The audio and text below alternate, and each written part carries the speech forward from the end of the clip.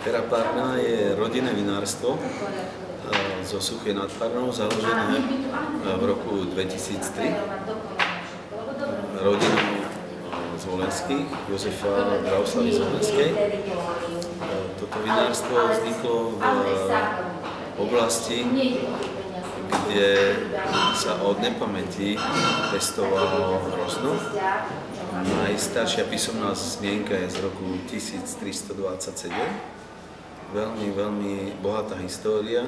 Celá tá oblasť Suchej nad Parnou je hlavne známa pestovaním červeného vína a je známa takisto z románu Červené víno od Františka Hečka, ktorý je rodákom z tejto dediny.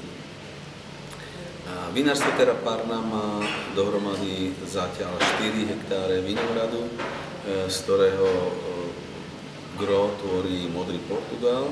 A okrem Modrého Portugálu sa tu nachádzajú aj Svetoavernecké, Alibernet a z bielých odrôd Rímsky Riesling a Sauvignon Blanc.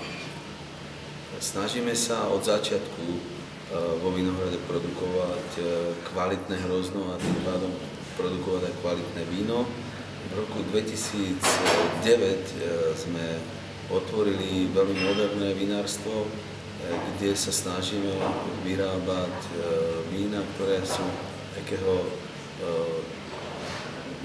biele odrody, sú typu takých burgenlandských vín, znamená ľahkých, sviežých ovocných vín a červené vína na všetky zdroje v dreve, buď v novom alebo v použitom bariku.